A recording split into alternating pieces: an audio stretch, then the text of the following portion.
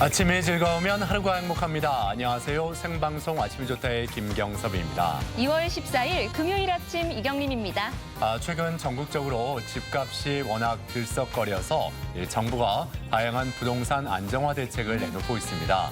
우리 지역도 예외는 아닌데 혹시 아파트 보러 다니시다가 이런 문구 보신 적 있으신지 모르겠습니다. 우리 아파트 얼마 아래로 팔지 마라. 또 금매를 조장하는 부동산과는 거래하지 마라, 뭐 이런 거요. 네, 저도 뉴스를 통해서 본 적이 있는데요. 이것들이 전부 다 부동산 담합이라고 합니다. 엘리베이터에도 붙여져 있고 또 현수막에도 붙여져 있던데 이것들에 대한 강경한 대책을 마련한다고 하죠. 그렇습니다. 특히 21일부터는 국토부에서 특별 대응반을 운영할 예정이라고 합니다. 부동산 중개업자는 물론이고 일반인도 법의 처벌 대상이라고 하는데 집값을 담합할 경우 3년 이하의 징역이나 3천만 원 이하의 벌금에 처해진다고 합니다. 네, 본격적인 활동이 앞서서 이번 주부터 집값 담합 사전 점검에 나선다고 하는데요. 담합에 해당되는 경우가 몇 가지가 있더라고요. 미리 꼼꼼하게 잘 살펴보셔야겠습니다. 네, 일반인들도 처벌 대상이라고 하니까 꼭 유념하셔야겠습니다. 자, 그럼 오늘 날씨부터 먼저 알아보죠. 강혜랑 기상캐스터. 네, 강혜라입니다. 네, 오늘 아침 하늘도 흐리고 안개도 끼어 있는데 공기질은 또 어떨지 궁금하네요. 날씨 전해주시죠. 네, 오늘 아침도 뿌연 안개 먼지가 뒤엉켜 있습니다. 충남 내륙 지역에서는 가시거리가 200m 이하로 짧아진 곳이 있는데요. 교통안전에 각별히 주의하셔야겠습니다. 이 가운데 대기가 정체되고 중국 등 국외 오염물질도 유입되면서 대전과 세종, 충남 지역은 초미세먼지 농도 나쁨을 보이겠습니다. 주말인 내일도 세종에서는 공기가 탁할 걸로 예상됩니다. 현재 아침 기온은 대전이 4.5도로 어제 아침보다 3도가량 낮게 출발하고 있는데요. 낮 기온은 17도로 어제보다 7도가량 올라서 4월 초순만큼 포근하겠습니다. 위성 영상입니다. 오늘은 중국 북동지방에 위치한 고기압의 가장자리에 들겠습니다. 구름이 많이 지나다가 낮부터 차차 맑아지겠습니다. 지역별 날씨입니다. 낮 기온은 어제 아침보다 5도가량 높겠습니다. 천안 15도, 세종 16도, 대전과 공주 17도로 예상됩니다. 한낮 기온은 홍성 15도, 부여 18도, 보령 15도로 예상됩니다. 바다의 물결은 전해상에서 0.5m로 매우 잔잔하게 일겠습니다. 주간 날씨입니다. 토요일 밤 충남 서해안부터 비가 시작돼 일요일부터 다음 주 월요일까지 전 지역에 눈이나 비가 내리겠고요. 이후 기온이 큰 폭으로 떨어지면서 다음 주 초반에는 반짝 추워지겠습니다. 날씨였습니다. 네, 오늘은 연인에게 사랑의 의미를 전하는 밸런타인 데이입니다. 네. 그러다 보니까 각 매장마다 각 초콜릿과 선물을 쌓아두고 이벤트를 벌이고 있는데 예년보다 찾는 사람이 그렇게 많지 않다고 합니다. 네. 또한 오늘 같은 날이면 이 각 식당마다 저녁 식사 예약이 거의 꽉 찼었는데 코로나19의 여파로 예약이 대부분 취소된 상태라고 하네요. 네, 맞습니다. 유통업계로 치면 대목이라면 대목인데요. 이렇게 지역 경제가 침체되고 있어서 굉장히 안타깝습니다. 이럴 때일수록 좀 분위기를 업시킬 수 있는 가족 여러분들의 응원이 필요할 것 같은데요. 맞습니다. 그래서 오늘 사진 사연 주제 이렇게 정했습니다. 기분 업! 사진만 봐도 행복이라고 정했어요. 기분이 축 처져 있을 때 이런 사진을 보면은 참 기분이 좋아지는 경우 있잖아요. 뭐 여행 이야기도 될 수가 있고 아니면 즐거운 가족들과 함께 찍은 사진이 될 수도 있고 네. 다 좋습니다. 기분을 업 시켜줄 수 있는 그런 사진 사연 많이 보내주셨으면 좋겠습니다. 네, 사진 사연 보내는 방법 알려드릴게요. 생방송 아침이 좋다 앱을 내려 받으셔도 되고요. 인터넷 주소창에 아침이좋다.kr 입력하시고 닉네임과 전화번호 쓰면 오늘도 사진과 사연 보내주실 수 있습니다. 많이 참여해주세요. 네. 자, 우리 지역의 문화 예술 소식을 전해드리는 문화나들이 오늘 첫 소식인데 악기와 붓으로 작품을 완성하는 예술도 있지만 몸으로 하나의 작품을 만들어내는 예술도 분명히 있습니다. 우리 지역에서 이런 공연 문화를 다채롭게 만들어가는 팀이 또 있다고 하죠. 그렇습니다. 풍부한 표정과 몸짓으로 이야기하는 마임 예술가와 우리 전통 무예인 태권도의 역동적인 춤선이 더해진 퍼포먼스 태권도 팀까지 만나볼 텐데요. 문화나들이 함께 떠나보시죠.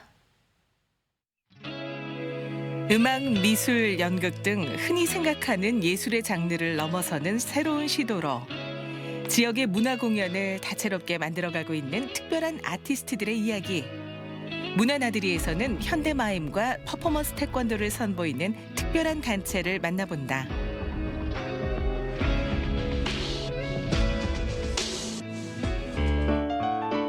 대전의 원도심 지역으로 문화예술 거리라는 별칭을 갖고 있는 대흥동.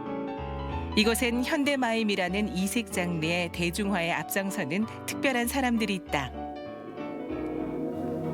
현대마임 연구소 제스티스의 수장인 최희 대표. 프랑스 유학 시절부터 본격적으로 키워온 마임에 대한 애정 하나로 마임의 불모지와도 같았던 고향 땅 대전에서 17년째 고군분투 중이다. 어떤 소설 수필보다는 그 시 한 구절처럼 함축적이고 핵심적인 어떤 부분들, 극적인 부분을 표현해낼 수 있다는, 지역적으로 갈수록 훨씬 더 그 지역 문화 예술을 좀 확장시켜야 되지 않는가. 그리고 또 그 전문성이 굉장히 중요한데요. 물론 생활 문화도 굉장히 중요하고 한데 전문성 있는 어떤 역할을 하면서 그런 가이드라인을 좀 필요로 하는 시대가 아닌가, 저는 그런 생각을 하고 있습니다. 마이미스트 최희 씨는 마임 단체의 대표이자 예술 감독으로 현대 마임을 전파한다. 한 해도 빼놓지 않고 매번 다른 주제의 창작극을 만들어 온 10년이 넘는 세월. 다양한 시도를 하고 있는 제스티스의 공연은 우리 지역의 이야기를 담고 여러 계층의 관객을 아우르는 내용이 주를 이룬다. 창작력이야말로 그 예술인들의 어떤 특권이자 권리이죠. 그래서 물론 이제 예술은 모방이지만 뭔가 무에서 유를 창조할 때 우리가 표현할 수 있는 정말 문화적인 힘이 있구나. 정형화되어 있는 틀을 또 깰 수도 있고, 그리고 끊임없이 새로운 시도를 통해서 뭔가 정말 어떤 그 새로운 발견, 그런 기쁨들을 느낄 수가 있죠. 마임이라는 장르는 새로움이자 신선함으로 다가온다. 그래서 처음엔 마임에 대한 호기심만으로도 사람들의 눈길을 사로잡고 호응을 얻기에 충분하다. 하지만 제스티스 단원들은 자신들의 공연이 단순 궁금증으로 끝나는 걸 원치 않고 지속 가능한 예술 장르로 자리 잡기를 원하기에 공연의 다양성과 예술성을 보여주기 위해 누구보다 열심이다.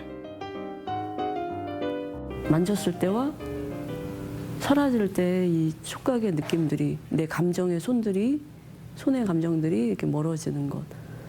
그다음에 시선이 내려가지 않고 시선이 흘러서 멀리 이렇게 볼 수 있도록, 사각형으로 이렇게 볼 수 있도록 내 몸이 확장되면서 이 앞에 있는 대상도 크게 나한테 부각이 될 테니까. 판토마임은 따라하기 그리고 모방하다라는 뜻을 지니고 있어서 모방을 통한 어떤 마임의 테크니컬을 살린 장르라고 보시면 되고요. 현대 마임을 지향을 하는데 조금 더 근원적인 몸의 표현에 주목을 하면서 또 그거와 심상적으로 맞닿아 있는 어떤 내면의 인식 과정들이 함께 몸으로 조화롭게 표현이 돼서 약간 시적인 표현이라고 할까요? 그래서 몸짓으로 확장을 해서 표현을 하는 그런 작업을 하고 있습니다. 마임은 말이 아닌 신체의 언어이기 때문에 풍부한 전달력을 갖기 위해서는 몇 곡절의 노력이 들어갈 수밖에 없다. 그래서 당장 예정된 공연이 없는 때도 틈틈이 모여서 연습하고 앞으로의 계획을 차곡차곡 얘기한다. 저희가 매년 정기 공연, 기획 공연, 그리고 레파토리 공연, 마임 워크숍까지 많은 공연과 준비를 하고 있습니다. 네. 그래서 많은 분들이 편하게 남녀노소 누구나 즐길 수 있다는 거를 보여드리고 싶고 이제 많이 찾아와 주셨으면 좋겠어요. 예술가의 몸짓에 오롯이 집중하며 무한 상상력을 발휘할 수 있는 신체 마임. 현대마임 연구소 제스티스는 대사 하나 없이도 섬세한 표현을 전달하며 소리 없는 문화혁명을 만들어간다.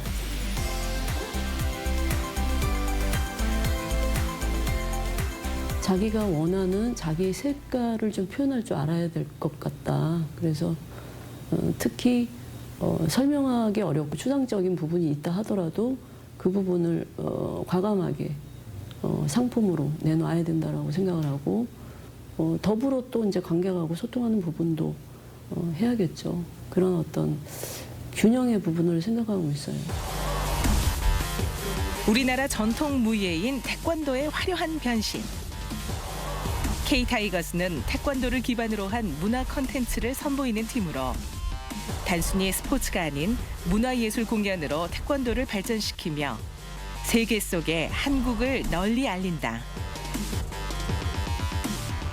시작은 저희가 이제 대회라든지 이제 시범 정도로 태권도를 알리기 시작하다가 이제 많은 사람들이 이제 좋아해주기 시작하면서 이제 음악적인 요소도 가미를 하고 이제 어떻게 보면 쇼적인 모습으로 이제 어려운 덤블링이라든지 이런 것도 공연에 포함을 시키면서 점점 공연화가 된 팀입니다. 그래서 현재까지는 이제 엔터테인먼트 회사로까지 성장을 해서 현재 이제 아이돌 그룹으로 K타이거즈 제로라는 팀이 지금 활동도 하고 있고요. 또는 이제 각종 방송 행사에 이제 단원들이 지금 참여를 해서 이제 출연도 하고 있는 상태입니다. 한국을 대표하는 태권도 공연단 K타이거즈의 단원 중 한 명인 이랑 대표. 퍼포먼스 태권도의 전파를 위해 세종에도 특별한 시범단을 꾸려서 활동 중이다. 활동을 하다 보니까 태권도에도 새로운 요소와 재미들이 이런 것들이 굉장히 많다는 걸 저희가 느끼면서 굉장히 보람 갖고 자신감을 가지면서 활동을 하는데 이제 K타이거즈의 색깔을 이제 태권도를 좋아하는 친구들에게 조금씩 지도하고 있는 단계입니다. K타이거즈 세종 공연단은 품새와 화려한 발차기를 비롯해 각종 태권도 기술의 기본기를 연마하고 무대 위에서 절도 있는 태권도의 아름다움을 보여준다. 태권도를 하면서 겁이 없어졌어요. 자신감이 생겼습니다. 근력이 붙고 체력이 좋아졌습니다. 대회에서 수상해서 성취감이 생겼어요. 태권도를 다니면서 더 끈기가 생기고 이제 끈기가 생기고 인성을 배울 수 있어서 여러모로 태권도를 배우는 게 더 좋았습니다. 그리고 전 세계적으로 인기몰이 중인 K-팝을 접목시킨 퍼포먼스 태권도. 칼군무가 돋보이는 K타이거즈의 전매 특허와도 같은 화려한 무대가 국기인 태권도는 물론이고 한국의 대중문화를 널리 알리는 데 큰 몫을 한다.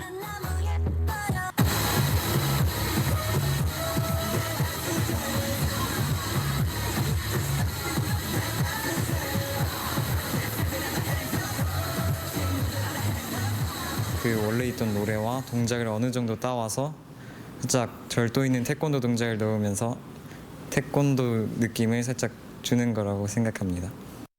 연습하는 게 어렵긴 하지만 공연 준비를 하면서 공연할 때 관객들과 재밌게 함께 할 수 있다는 걸 생각하면서 K타이거즈 세종의 공연은 그 내용도 다양하다.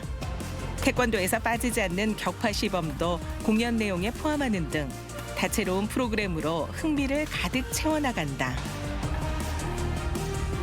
시범단으로 활동함으로써 시범을 준비하는 과정에서 제 실력이 차차 늘어갈 수 있는 걸 알 수 있어서 좋았고 아무래도 많은 사람들 앞에서 시범을 선보이다 보니까 많은 사람들 앞에 설 때 자신감이 생기고 자존감도 높아지는 것 같습니다. 숭고한 태권 정신을 하얀 도복 안에 품고 있는 K타이거즈 세종은 세종시의 공연 단체로 선정되며 지역 곳곳의 무대에서 태권도를 알리고 태권도의 또 다른 매력을 보여주는 여러 활동을 이어오고 있다. 앞으로도 다양한 무대에서 찾아뵙겠습니다. 자, 다 같이 K 화이팅! 문화공연이라는 이름 아래 다양한 시도를 선보이는 지역의 공연팀. 고요하면서도 강한 메시지를 전하는 현대마임. 그리고 역동적이면서 화려한 퍼포먼스 태권도가 이채로운 무대로 대중의 마음을 사로잡는다.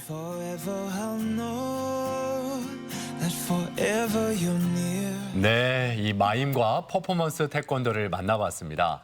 먼저 이 마임하면 가장 큰 매력, 상상력이 아닐까 싶은데 이 자유로운 상상을 만날 수 있는 예술 이 마임. 이경림 씨가 화면 보면서 내가 마임을 배워본 적은 없지만 나도 마임에 어떤 소질을 갖고 있는 것 같다 이렇게 말씀을 하셨는데 제가요. 네, 한번 보여주시죠. 아, 그렇군요. 제가 예. 그랬군요. 예. 이런 거 아닌가요? 앞에 막 유리가 있는 것처럼. 오, 좀 예. 괜찮나요? 저도 입단할까요?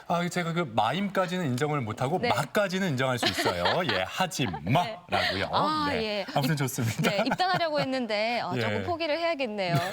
이렇게 우리 지역에도 이런 마임 예술가가 많이 있을 줄 몰랐는데 이렇게 네. 보고 나니까 굉장히 뿌듯하고요. 또 앞으로도 활발한 활동을 해주셨으면 좋겠습니다. 네. 그리고 또 역동적인 무대를 보여준 그 퍼포먼스 태권도 팀 정말 대단한데요.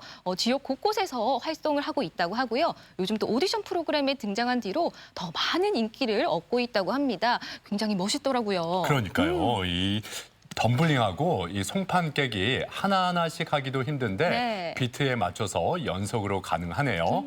이 K-팝 음악에 맞춰서 하니까 전혀 지루하지 않고 재밌게 배워볼 수 있을 것 같습니다.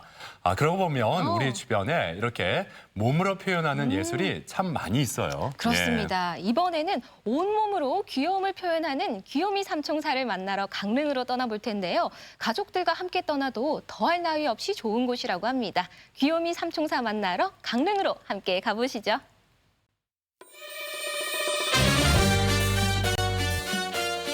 푸른 동해바다와 경포호수가 만나는 곳에 즐거운 바다 놀이터가 있습니다. 다양한 해양 생물을 만나고 신비로운 바닷속으로 여행을 떠나보는 아쿠아리움. 깊은 바다를 그대로 옮겨온 듯 자유롭고 생동감 넘치는 풍경이 두 눈앞에 펼쳐지는데요. 그렇다면 오늘 소개할 주인공은 누구? 남녀노소 불문 뜨거운 사랑을 받고 있는 아쿠아리움의 귀요미 삼총사가 있는데요. 개성 넘치는 동물 친구들을 만나러 지금 떠나볼까요? 가장 먼저 찾아온 건 펭귄 수족관. 들어가자. 아빠 어서 오세요. 밥이다 밥. 생선을 넙죽넙죽 잘도 받아먹는 요 녀석들은 훔볼트 펭귄입니다. 무태선 뒤뚱뒤뚱 느리고 날지도 못하지만 물 만난 펭귄은 다르죠.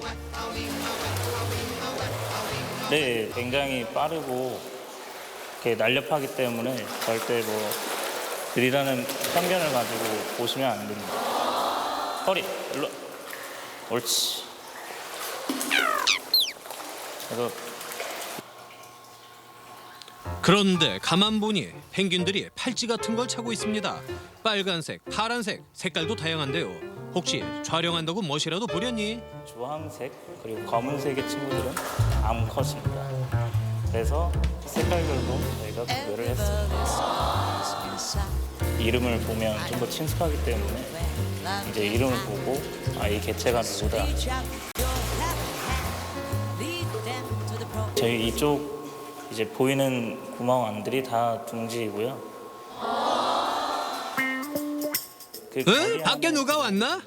안녕하세요. 우리 집 구경하러 오셨었어요? 야 들어와서 양미리 한 마리 먹고 가세요. 들어와요. 들어와.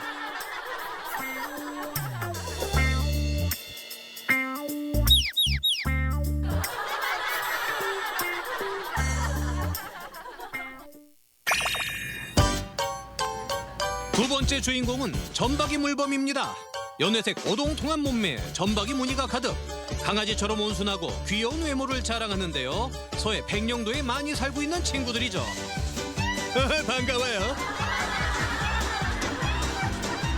이번엔 아쿠아리스트가 직접 카메라를 들고 수족관에 들어가 봤는데요.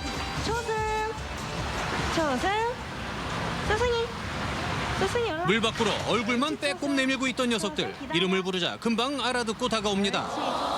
먹이를 줄 때마다 간단한 동작만 가르쳤다는데 아쿠아리스트와 손발이 척척. 환상적인 호흡을 보여주네요. 머리 빙글, 머리 빙글, 옳지. 머리 빵, 빵, 빵, 옳지. 머리, 옳지. 머리 손.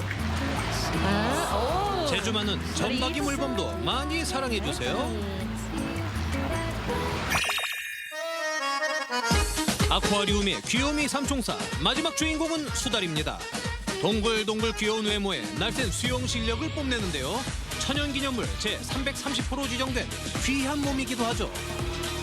수족관 뒤편에서 아쿠아리스트가 먹이를 준비하는데요. 수달들을 위한 특식은 바로 살아있는 미꾸라지.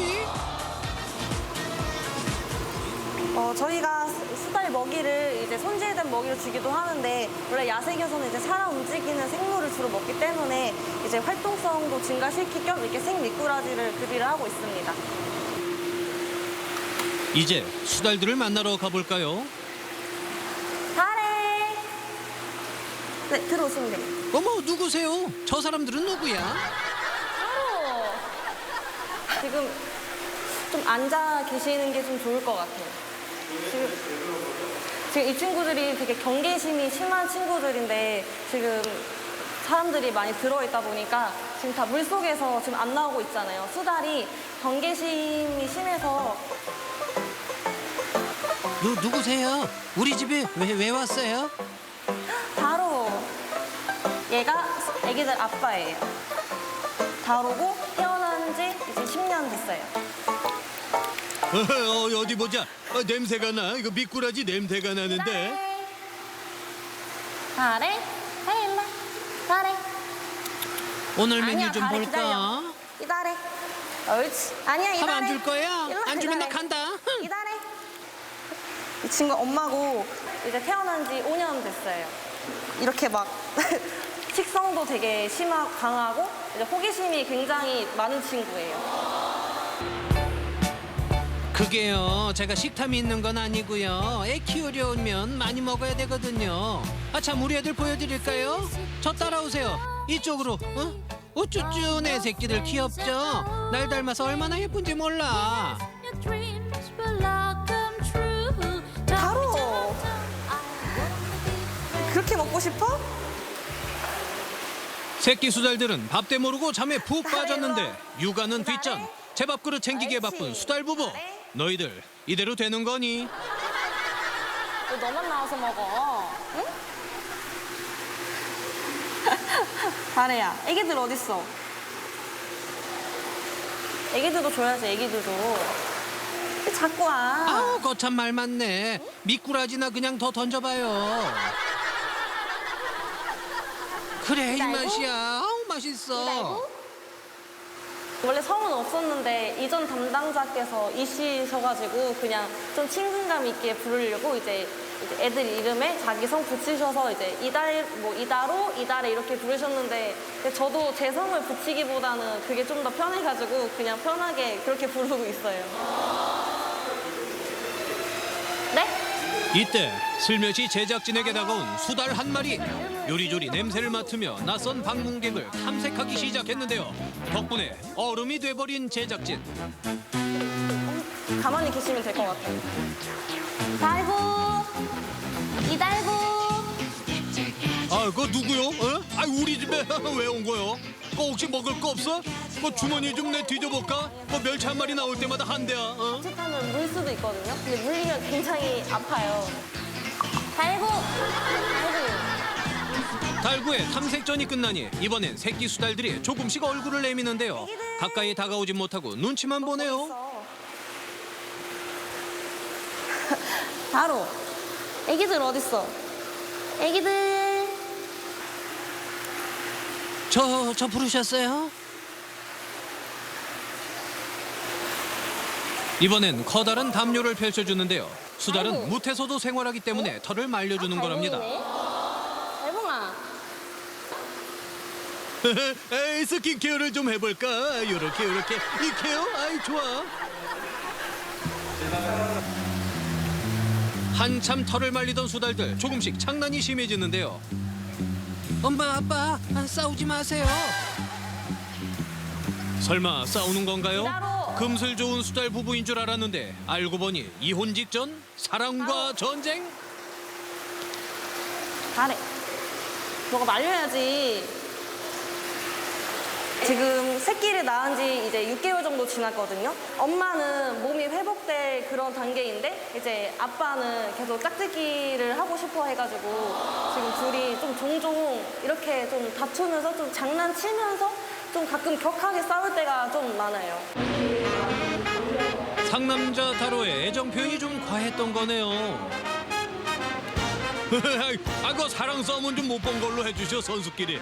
뭐 어떻게 뭐 대신 뽀뽀라도 한번 해드려 어떻게? 좀 사납기도 하지만 어떻게 보면 정말 저희가 보호해야 될 그런 친구들 중에 하나라고 생각을 해요. 이제 여기 살고 있는 우리 다로랑 뭐 달에, 달봉이, 달구, 달심이도 이제 제가 할 수 있는 한 최선을 다해서 이제 행복하게 잘 살았으면 좋겠습니다.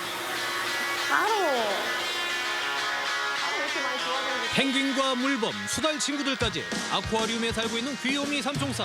어때요? 정말 사랑스럽죠? 앙증맞은 외모에 멋진 수영 실력, 그리고 개성 넘치는 성격으로 많은 사람들의 인기를 독차지하고 있는데요. 우리와 더불어 살아가는 귀여운 동물 친구들, 앞으로도 많이 사랑해주세요.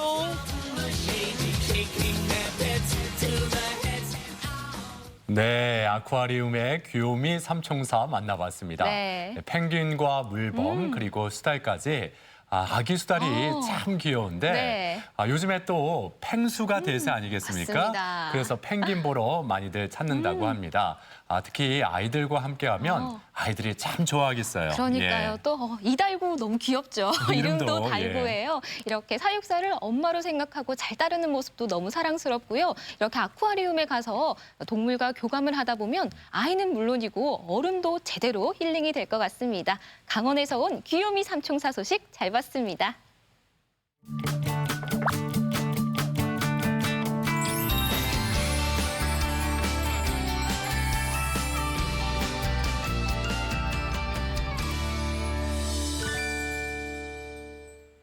겨울철에는 피부가 건조하다 보니까 가려움증과 각종 피부 질환 때문에 고통이 심하다 하는 분들 주변에서도 많이 볼 수가 있습니다. 네. 그중에 하나가 바로 습진인데 이 습진, 여름철에 주로 발생한다고 생각하기 쉽지만 네. 의외로 겨울철에도 이 습진 환자가 많다고 합니다. 네, 그렇습니다. 주변에서 이 습진을 앓는 분들을 보면요. 물에 닿지 않도록 고무장갑도 잘 껴주시고 또 보습제도 꼼꼼히 발라주시는데 쉽게 낫지 않는다고 합니다. 일상생활 하기가 많이 힘들다고 하더라고요. 그래요. 그래서 오늘 건강톡톡에서는 이 손 습진에 대해서 자세히 전해드리겠습니다.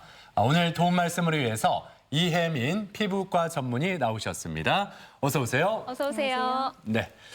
자, 우리가 주변에서 보면 앞서 말씀드린 대로 이 습진을 사계절 내내 달고 사는 분들을 의외로 많이 볼 수가 있는데 네. 일단 우리 몸 피부 중에서 이 습진이 어느 부위에 주로 나타날까요? 네, 습진은 붉은 발진과 물집, 진물이나 각질과 같은 다양한 증상을 나타나는데요. 신체의 어느 부위에서나 발생할 수 있습니다. 특히 얼굴이나 손과 발, 또 다리, 턱 밑과 같은 부위에서도 골고루 발생하는데요. 아토피 피부염처럼 전신에 나타나는 습진도 있고 부위에 따라서는 손습진이나 또 두피에 잘 생기는 지루성 피부염, 또 가슴에 발생하는 유두습진과 같은 다양한 습진 질환들이 잘 알려져 있습니다. 그래서 오늘은 이 중에서 손습진에 대해서 더 자세히 알아보겠습니다. 네. 또 찬바람이 불기 시작하면 이 습진을 앓았던 부위가 또 재발하기도 한다고 하는데 이 습진 환자분들 어느 정도 될까요? 네. 손의 피부염을 앓고 있는 환자들이 매년 인구의 10%에서는 매년 한 번 이상 손의 피부염을 앓고요. 또 인구의 5%에서는 손의 피부염을 항상 가지고 있는 것으로 나타났습니다. 이처럼 손습진은 매우 흔하면서도 중요한 피부 질환인데요. 만성 손습진으로 국내 주요 병원 24개 병원에 내원한 환자를 대상으로 설문조사를 시행한 결과 겨울철에 손습진 증상이 악화된다고 응답한 비율이 33.6%로 가장 많았습니다. 손은 항상 사용하는 중요한 부위이고 또 계속 노출되어 있기 때문에 손습진 환자들의 삶의 질 저하는 심각한 편인데요. 특히 겨울철에 증상이 악화되기 쉬우므로 적극적으로 관리하시는 게 필요합니다. 네. 그런데 보통 손 습진 하면은 이 손바닥 헛물이 벗겨지거나 손바닥이 그 논바닥처럼 이렇게 갈라지는 걸 우리가 좀 생각해 볼 수가 있는데 손습진 어떤 증상들이 주로 나타날까요? 네, 보통 습진이라고 하면 습해서 생기는 거 아니에요? 이렇게 오해하시는 분들이 많은데요. 예. 습진이란 피부과적인 정의로는 피부염과 동의어로 피부에 나타나는 염증 반응을 의미합니다. 따라서 손습진이란 손에 발생하는 피부의 염증 반응으로 정의할 수 있는데요. 증상은 매우 다양합니다. 먼저 손이 빨개지고 붓는 홍반이나 부종이 생기고요. 물집이나 진물, 또 각질이 과도해지는 과각화증, 또 이러한 증상이 오래 지속되면 피부가 거칠어지고 두껍게 변하는 태선화가 발생합니다. 또 일부에서는 갈라지거나 벌어지는 증상이 생기기도 하는데요. 흔히 가려움증을 동반하고 또 따갑고 화끈거리는 자결감을 동반하기 쉽습니다. 또 피부가 갈라진 분들은 간단한 일상생활에서도 극심한 통증이 유발되기도 합니다. 네, 네. 말씀만 드려도 굉장히 고통스러울 것 같은데요. 이 습진이 나타나는 모양에 따라 습진의 종류도 다를 것 같습니다. 이 습진의 종류도 한번 짚어주시죠. 네, 손습진은 유형에 따라 크게 세 가지로 분류됩니다. 물집 습진, 만성 물집 손습진, 과다각화 손습진의 이제 세 가지인데요. 첫째 물집 습진이란 한포진이라고 잘 알려져 있는데 손의 표피에 잔물집을 만드는 형태로 주로 손가락 가장자리나 손 발바닥에서 발생하고 급성의 경과를 보입니다. 가려움증이 심한 편이고 또 대부분 2, 3주 후에 각질이 벗겨지면서 사라지지만 재발이 쉽게 일어납니다. 또 물집 습진의 경우는 겨울보다는 사실 여름에 더 심해지기 쉬운데요. 땀의 발생 부위와 일치한다고 하여서 한포진이라고 불렸으나 실제로 이제 땀관과의 관련성은 없는 것으로 나타났습니다. 그러나 일부의 환자에서는 땀 분비를 조절했을 때 습진이 호전되는 경우도 있습니다. 또 두 번째로 만성 물집 손습진의 경우는 물집 습진과 같이 잔물집이 나타나는데 만성 경과를 보이기 때문에 피부의 각질이 과도해지고 갈라짐이 흔하게 동반됩니다. 여성에서 남성보다 3배가량 흔하게 발생하고 양손의 대칭으로 발생하는 경우가 많습니다. 마지막으로 과다각화 손습진의 경우는 중년 이후의 남성에서 여성보다 2배가량 흔한데 가려운 과다각화증이 손 발바닥 가운데 발생하고 점차 퍼지는데 치료의 반응이 가장 떨어지는 타입입니다. 네, 그 손습진 그 종류를 하나하나 살펴봤는데, 네. 근데 대부분의 손습진이 잘 낫지 않기 때문에 만성이다, 고질병이다 이런 생각을 많은 분들이 갖고 있거든요. 근데 그 만성 손습진이라고 있었는데 이 만성 손습진 어떻게 바라봐야 될까요? 예. 예, 만성 손습진이란 손습진 중에서도 3개월 이상 증상이 지속되거나 1년 안에 2차례 이상 재발하는 경우로 이제 정의하고 있고요. 보통 손의 습진이 만성화될 때는 발바닥에도 동일 증상이 있는 분들이 많아서 이러한 경우 손 발바닥 습진이라고 부르기도 합니다. 네. 그리고 조금 전에 그 성별에 따라 나타나는 양상이 조금 차이가 있었는데 이런 성별뿐만 아니라 직업군에 따라서도 이 나타나는 손습진이 조금은 다양할 것 같거든요. 예, 어떻습니까? 예. 일단 손습진은 남성보다는 여성에서 흔하고 가사일과 육아에 대한 그 노출이 증가하는 20, 30대의 발병이 높습니다. 하지만 성별이나 또 나이와 무관하게 하루 20회 이상 손을 씻거나 2시간 이상 젖은 일을 하는 경우 또는 화학물질 노출이 잦은 경우에 호발하는데 따라서 직업과 관련된 경우가 많습니다. 대표적으로 의료인을 포함하는 헬스케어 종사자, 주부, 미용사, 청소부, 제빵사나 요리사와 같은 요식업 관련 종사자, 실험실 연구원, 또 금속기계업이나 시멘트 작업자 등에서 더 많이 발생합니다. 또 기저 피부 질환과 관련하여 발생이 가능한데 특히 아토피 피부염의 환자에서는 손습진 발생이 매우 흔하고 이 외에 호흡기 아토피 질환인 비염이나 천식만 가진 환자에서도 손습진 발생이 증가한다고 알려져 있습니다. 네. 이렇게 피부 질환을 가지고 계신 분들은 사회생활을 할 때도 굉장히 어렵다고 하더라고요. 네. 특히 손은 정말 우리가 가장 많이 사용하는 부분이라서 이 손습진이 있으신 분들은 삶의 질도 좀 뚝뚝 떨어질 것 같은데 이런 부분은 또 어떻습니까? 네. 2016년도에 국내 주요 대학병원에서 손습진 환자 913명을 대상으로 설문조사를 시행했습니다. 시행 결과 환자의 63%에서는 대인관계에 장애가 있다고 응답하였고 67%에서는 일상생활에 불편이 있다. 47%에서는 우울감과 수면 장애를 경험하였다고 응답하였는데요. 이 밖에 이제 국내외 다양한 연구 결과에서도 만성 손습진 환자의 사회적, 경제적, 또 신체적 그런 삶의 질 저하가 심각한 것으로 많은 연구에서 입증되었습니다. 네.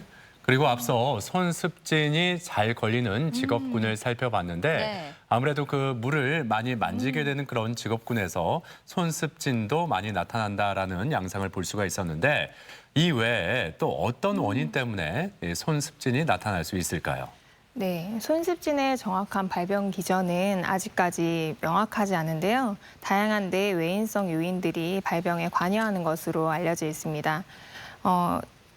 크게 원인은 알레르기성 접촉 피부염이나 자극성 접촉 피부염과 같은 외인성 요인과 아토피 손습진, 또 피부의 장벽 기능 장애와 같은 내인성 요인으로 분류할 수 있는데요.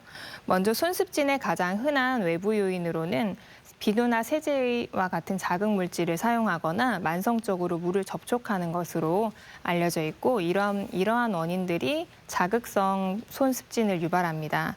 또 알레르기성 접촉 피부염의 경우는 고무나 니켈, 향료와 같은 특정 알레르기 원인에 대한 알레르기 반응으로 인해서 손에 습진이 생기는 것이고요. 그다음 내인성 요인 중에 아토피 피부염은 손습진 환자의 3분의 1 내지는 2분의 1에서 가지고 있다고 알려져 있고 또 아토피 피부염 자체가 손습진 형태로 발현하는 경우도 있습니다. 마지막으로 피부의 장벽 기능 장애의 경우는 피부를 보호하는 최외곽층인 각질층에서 그 보호 기능이 떨어지면서 발생하는데요. 보통 손습진 환자들은 이러한 내외인성 요인 중에 적어도 한 가지 이상을 가지고 있다고 알려져 있습니다. 네. 또 이런 습진은 손발균에 의해서 또 생기는 경우도 많을 텐데 그럼 무좀과 조금 헷갈릴 수 있을 것 같아요. 또 어떻게 검사를 하게 되나요? 네. 손습진이 이제 대표적으로 손이나 발에 생기면서 물집이나 각질을 만든다는 점에서 항상 무좀과 감별을 해주셔야 합니다. 하지만 무좀과 같은 경우는 곰팡이균에 의한 것이기 때문에 주로 여름철에 증상이 악화되기 쉽고 양손보다는 한 손에 발생하는 경우가 더 흔합니다. 두 질환은 각질을 긁어 현미경으로 곰팡이의 균사를 관찰하는 KOH 도말 검사를 통해 비교적 간단하게 감별이 가능하고요. 또 손발바닥 농포증이라고 하는 건선의 아형과도 감별이 필요한데 손발바닥 농포증의 경우는 수포가 아니라 농포의 형태로 증상이 발현하고 한다는 점에서 차이를 보입니다. 그러나 임상적으로 감별이 어려울 때는 피부 조직 검사를 통해 확진해 볼 수 있습니다. 네, 그러니까 말씀 들어보니까 이 무좀은 곰팡이균에 의한 거기 때문에 습진과는 전혀 다른 질환 아니겠습니까? 예, 그래서 저도 뭐 이런 좀 습진이나 무좀 증상이 좀 나타났을 때 그냥 연고 사다가 바를 때가 있는데 그냥 같은 연고를 바르면은 이게 전혀 낫지가 않겠어요. 이게 감별해서 그에 맞는 또 연고를 처방받아서 좀 이렇게 발라야 되는 거 아니겠습니까? 보통 습진 연고도 그렇고 무좀 연고도 이제 약국에서 쉽게 구할 수가 있는데요. 예. 사실 무좀이 있는 환자가 습진 연고를 바르면 무좀이 악화될 수 있습니다. 아, 오히려 악화될 수 있다고요? 이렇게 국소적인 면역을 억제하는 효과가 있기 때문에 네. 균이 더 활성화될 수 있습니다. 그래서 정확하게 진단을 받으셔야 합니다. 그렇군요. 예. 자, 아무튼 이 습진 앞서 이게 잘 낫지 않고 네. 재발이 되기 때문에 치료에 어려움을 겪고 많은 분들이 이 고질병이다 생각한다 이렇게 말씀을 드렸었는데 어떻게 치료 방법을 정하고 치료 목표를 둬야 될지 이 점도 좀 말씀을 해주시죠. 네. 손습진의 1차 치료제는 국소 외용제입니다. 대표적으로 스테로이드 연고나 국소 칼시뉴린 억제제를 사용하게 되는데요.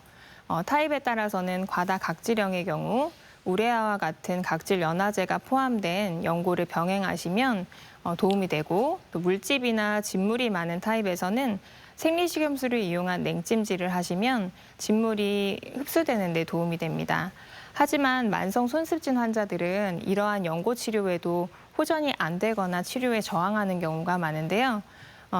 이렇게 1차 치료에 저항하는 경우에는 경구약제를 사용해 볼 수 있습니다. 경구약물로 대표적으로 사용하는 것이 이제 경구 스테로이드제인데요. 스테로이드제 같은 경우는 굉장히 드라마틱한 효과를 보입니다. 하지만 이게 약물을 중단했을 때 증상이 갑자기 악화되는 리바운드 현상이 있을 수 있고 또 재발이 흔하기 때문에 또 다 아시겠지만 장기간 사용하면 여러 가지 심각한 부작용이 유발될 수 있습니다. 다음으로 이제 만성 물집 습진의 경우에는 경구 사이클로스포린이라고 하는 면역 억제제를 사용할 수 있는데요. 그러한 약물도 사실 농도 조절이나 부작용 측면에서 좀 주의를 기울여야 하는 약제이고요. 또 과다각질형의 경우에는 레티노이드 계열의 약물이 도움이 될 수 있습니다. 또 이 외에 경구 약물과 이제 외용제와 함께 자외선 비파장을 이용한 광선 치료를 병행하시면 도움을 받을 수 있습니다.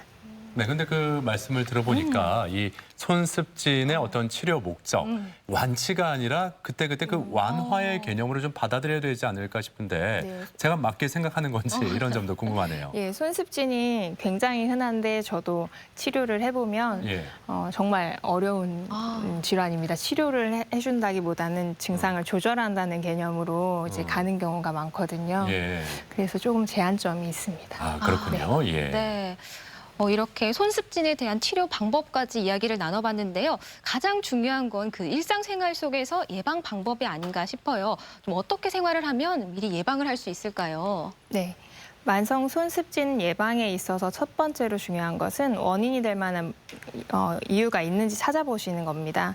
과거력상 아토피 피부염이 있는지 알아보고 또 알레르기성 접촉 피부염이 의심되는 경우는 원인 항원을 찾는 데 첩보 검사가 유용합니다.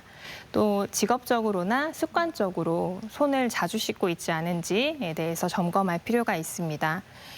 또 일상생활에서 가장 중요한 것은 손을 아끼는 습관인데요. 가능하면 자극이 될 만한 물질에 노출을 최대한 피하셔야 합니다. 예를 들어 산성도가 낮은 과일즙이나 과일, 야채, 생고기 등을 맨손으로 만지지 않으셔야 하고 또 샴푸나 린스, 헤어 토닉이나 헤어 로션과 같은 걸 사용할 때에도 맨손으로 사용하는 건 피하거나 아니면 가급적 접촉 시간을 줄이셔야 합니다. 또 물리를 할 때는 라텍스 장갑보다는 일반 비닐 장갑 사용하시는 게 더 좋은데요. 이것은 이제 라텍스 성분 자체가 알레르기성 피부염을 흔히 일으키는 항목이기 때문입니다. 하지만 비닐 장갑을 오래 착용하면 손에 땀이 차면서 이제 손이 짓무르기 쉬운데요. 그러한 경우에는 면장갑을 내부에 착용을 하신 후에 비닐 장갑을 밖에 착용하시는 게 좋습니다. 네. 예, 불가피하게 그럼에도 불구하고 물을 꼭 닿아야 한다. 그럴 경우에는 가급적 뜨거운 물은 피하시고 물 접촉 시간은 15분 이내로 줄이시는 게 좋습니다. 또 마지막으로 손의 장벽 회복에 대한 노력이 필요한데요. 손습진의 치료에서 보습이 굉장히 중요한 요소입니다. 손을 씻은 뒤에 3분 이내에 보습제를 충분히 바르시고 건조하다고 느끼실 때는 수시로 덧발라주시면 좋겠습니다. 네, 그러니까 내 손을 아끼려는 노력이 평소에 필요하다 이렇게 말씀을 해주셨는데 그 보습제 말씀을 해주셨잖아요. 네. 그런데 이 보습제도 어떻게 보면은 화학 제품 중에 하나라고 볼 수 있지 않습니까? 오히려 보습제를 발랐는데 습진이 더 악화되는 느낌이 있다. 이런 분들도 계시지 않을까요? 어떻습니까? 네, 그래서 보습제가 이제 성분을 좀 잘 확인하시고 구입하시는 게 좋은데 가급적 향료가 들어가지 않은 무향 제품을 사용하시는 게 좋고 방부제는 안 들어갈 수는 없거든요. 네. 그래서 저자극에 방부제가 포함된 제품으로 사용하시는 게 좋습니다. 그렇군요. 예. 자, 오늘 이렇게 겨울철 손습진에 대해서 알아보고 있는데 가족 여러분이 남겨주신 궁금증도 함께 풀어드리겠습니다.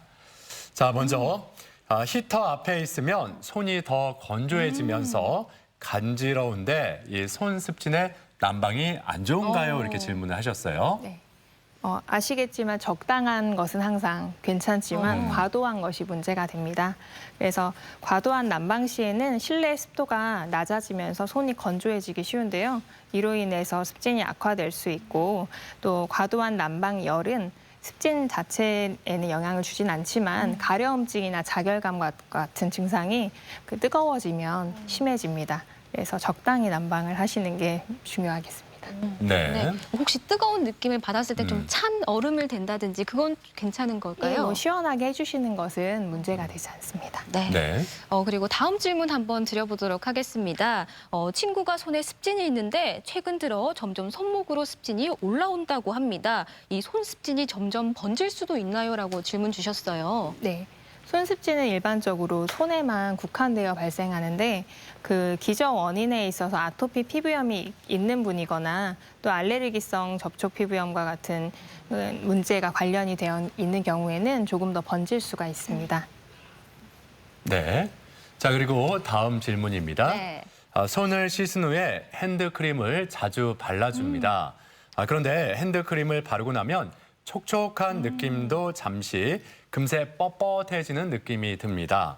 핸드크림 아무거나 발라도 괜찮은 건지 궁금합니다. 네, 아까 말씀하셨던 거랑 비슷한 질문인데요. 예.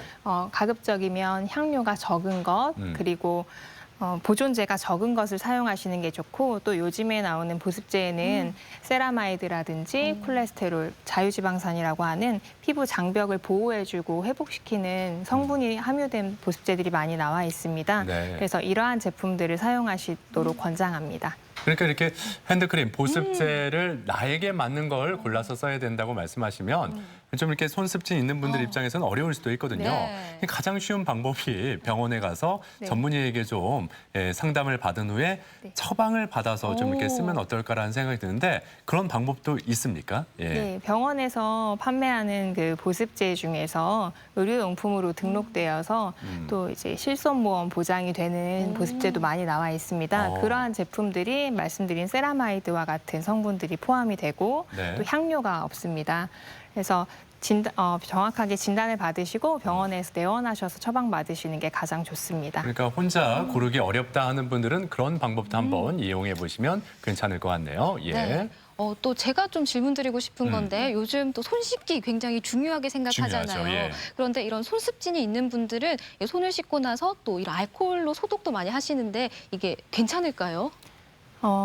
사실은 손습진 환자분들은 비누나 손 세정제로 손을 오래 씻는 것보다는 가벼운 그 알코올 손 소독제로 간단하게 씻으시는 게 더 좋다고 알려져 있는데요. 2중, 3중으로 이제 씻으시는 것은 네. 좀 자극이 될 수 있을 것 같습니다. 네. 자, 그리고 또 수족냉증이 있는 분들, 이 손발이 평소에 차갑다 보니까 이게 또 손습진으로 이어지지 않을까 좀 걱정도 하시거든요. 예, 이 점은 어떻습니까?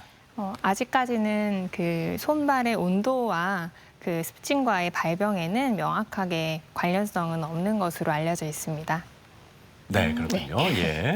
그럼 혹시 이 손 습진 환자가 좀 가려서 먹어야 할 음식도 따로 있을까요? 예, 음식 같은 경우도 습진을 유발하는 것은 아니지만 이게 일반적으로 피부의 온도가 상승했을 때 말씀드린 대로 가려움증이나 자결감과 같은 증상이 심해질 수 있습니다. 따라서 맵고 자극적인 음식이나 특히 음주와 같은 경우는 피하시는 게 좋고요. 또 이제 담배 같은 경우도 손으로 이렇게 쥐어서 피기 때문에 손습진이 악화되는 경우가 있으므로 이 점도 피하셔야 합니다. 네. 그리고 이 손습진이 있는 분들 아무래도 상대방에게 뭐 악수를 청한다거나 손을 내미는 걸 굉장히 꺼려할 수밖에 없는데 근데 또 상대방 입장에서 이 손습진이 없는 게 아닐까 이런 오해를 할까 봐 또 특히 더 그렇다고 하는 경우도 있거든요. 어떻게 이게 전염이 됩니까? 예, 손습진은 전염이 되는 것은 절대 아닙니다. 그러나 이제 이게 습진과 비슷해 보일 수 있는 무좀과 같은 질환은 전염성이 있죠. 따라서 이제 두 가지 질환을 꼭 감별하시는 게 매우 중요합니다. 네, 말씀 잘 들었습니다. 건강톡톡 오늘은 겨울철에 잘 나타나는 손습진에 대해서 이야기를 나눠봤는데요. 다음 시간에는 암을 부르는 무증상, 담낭 질환에 대해서 이야기를 나눠보도록 하겠습니다. 궁금한 사항 있으신 분들은 게시판에 남겨주시길 바랍니다. 자, 지금까지 도움 말씀에 이혜민 피부과 전문의였습니다. 오늘 말씀 고맙습니다. 고맙습니다. 감사합니다. 계속해서 우리 지역 날씨 알아보죠. 강일아 기상캐스터. 네, 오늘 아침 하늘이 뿌였습니다. 안개에 먼지가 뒤엉켜 있는데요. 특히 충남 내륙 지역에는 가시거리가 200m 이하로 짧아진 곳이 있습니다. 교통 안전에 각별히 주의하셔야겠습니다. 이 가운데 대기가 정체되고 중국 등 국외 오염물질도 유입되면서 대전과 세종, 충남 지역은 미세먼지 농도 나쁨 단계를 보이겠습니다. 주말인 내일도 세종에서는 공기가 탁할 걸로 예상됩니다. 현재 아침 기온은 대전이 4.7도로 어제 아침보다 3도 정도 낮게 출발하고 있는데요. 낮 기온은 17도로 어제보다 7도가량 올라서 4월 초순만큼 포근하겠습니다. 위성 영상입니다. 오늘은 중국 북동지방에 위치한 고기압의 가장자리에 들겠습니다. 가끔 구름이 많다가 낮부터 차차 맑아지겠습니다. 지역별 날씨입니다. 낮 기온은 어제보다 5도가량 높겠습니다. 천안 15도, 세종 16도, 대전과 공주 17도까지 오르겠습니다. 한낮 기온은 태안 14도, 보령 15도, 부여 18도로 전망됩니다. 바다의 물결은 전해상에서 0.5m로 매우 잔잔하게 일겠습니다. 주간 날씨입니다. 토요일 밤 충남 서해안부터 비가 시작돼 일요일부터 다음 주 월요일까지 전 지역에 눈이나 비가 내리겠고요. 이후 기온이 큰 폭으로 떨어지면서 다음 주 초반에는 반짝 추워지겠습니다. 날씨였습니다. 생방송 아침이 좋다는 항상 가족 여러분의 참여를 기다리고 있습니다. 방송 보시면서 궁금했던 점이나 좋은 방송 소재 있으면 언제든지 연락만 주시면 되겠습니다. 네, 계속해서 시청자 여러분의 이야기 만나볼 텐데요. 오늘의 주제, 기분 업, 보기만 해도 기분이 업이었습니다. 한 분씩 만나보도록 할게요. 8099번님, 예전에 콘서트에 가서 찍은 사진입니다. 사진만 봐도 다시 가고 싶어지고 기분이 좋습니다. 저의 첫 콘서트 관람이라 그런지 아직도 생각이 나고 행복하네요. 네. 예. 뭐든지 그 처음으로 해본 거 이게 오래오래 기억에 남잖아요. 네. 콘서트 현장 또 가고 싶다고 하셨는데 조만간 이런 좀 코로나19 네. 이렇게 좀 사라졌다 싶으면 얼른 콘서트장 또 가보시면 좋겠습니다. 그럼요. 예. 6660번님, 이제 곧 여기저기 꽃망울이 터지겠죠. 봄이 빨리 왔으면 좋겠습니다. 고운 빛깔만 봐도 기분이 업되고 마음에 여유가 생기는 것 같아요. 나이가 드니 꽃이 좋아지네요. 그래요. 저도 꽃이 좋아집니다. 나이가 들었나 봅니다. 예. 아무튼 이 꽃피는 봄 네. 기다려집니다. 그러니까요. 7813번님, 딸 바보, 아들 바보는 익숙하게 들었던 말인데 요즘 저는 손주 바보가 됐습니다. 웃는 모습, 우는 모습조차 귀엽고 예뻐서 하루하루 즐겁고 행복합니다. 네, 다양한 표정을 담으셨네요. 그러게요. 아니 이렇게 아기가 이렇게 표정이 다양한지 네. 참 귀엽습니다. 7238번님, 지난 여름 3대가 함께한 제주도 한라산 등반 모습이에요. 요즘 이 사진 보면 흐뭇하고 열심히 살자 생각합니다. 또 3대가 함께했기 때문에 와. 더 오래 기억에 남고 네. 의미가 있는 것 같습니다. 예. 9928번님, 며칠 전 삼척에 사는 아들이 보내온 사진을 보니까 기분이 참 좋아졌습니다. 그동안 대전에 눈이 오지 않아서 보지 못했던 설경을 여러분께 보여드릴 수 있어서 행복합니다. 그러니까요. 그래요. 얼마 전에 이 삼척 쪽에 눈이 많이 내렸었는데 네. 이 설경 와. 정말 올겨울에 한 번도 못 봤어요. 우리 쪽에서 한 번도 못 봤는데 네. 그 점이 아쉬움으로 많이 남습니다. 예. 자, 아무튼 이렇게 가족 여러분이 오늘도 사진 많이들 보내주셨는데 모든 분들께 다시 한번 감사드립니다. 네, 계속해서 우리 지역 문화 행사 소식 전해드립니다. 대전 도시의 기원전이 28일까지 대전 근현대사 전시관에서 계속됩니다. 가치의 가치 2020 새롭게 걷다전이 17일까지 대전 MBC 1층 갤러리 M에서 이어집니다. 코믹 연극 신비한 요리집 백년국수가 29일까지 대전 아신극장에서 펼쳐집니다. 홍성 남당항 세조개 축제가 29일까지 홍성 남당항 일원에서 펼쳐집니다. 충남 정보문화산업진흥원이 마련한 콘텐츠 크리에이터 페어가 내일까지 충남 음악 창작소와 충남 콘텐츠 코리아에서 이어집니다. 칠갑산 얼음분수 축제는 16일까지 청양 알프스 마을 축제장 일원에서 있습니다. 우리 지역의 문화 행사, 축제와 함께 즐거운 시간 한번 계획해 보시면 좋겠습니다. 해마다 정월 대보름이면 아주 특별한 마을 행사가 열린다는 부여청송 사리. 아이부터 구순의 어르신까지 모두가 주인공인 풍성한 마을 잔치가 펼쳐진다는데요. 인심 넘치는 부여 청송 사리로 마을 탐구 생활 떠나볼게요. 네, 우리 지역 아산과 또 진천에 격리돼 있던 이 우한 교민들이 내일과 모레에 걸쳐서 퇴소를 하게 된다고 네. 합니다. 본인이 원하는 국내 거처로 정부에서 마련한 버스를 타고 이동하게 된다고 하죠. 네, 그렇습니다. 주민들을 위해서 자가용을 이용한 이동은 허용하지 않는다고 합니다. 아무쪼록 아산 주민 여러분 고생 많으셨고요. 또 보름간 한 곳에만 계셨을 우리 교민 여러분도 고생 많으셨습니다. 네. 가족들과 건강하게 만나시면 좋겠네요. 그래요. 이렇게 격리 생활이 끝이 난 만큼 코로나19도 좀 끝이 보였으면 좋겠습니다. 네. 저희는 다음 주 월요일 아침 8시 30분에 다시 인사드리겠습니다. 함께해 주신 여러분 고맙습니다. 고맙습니다.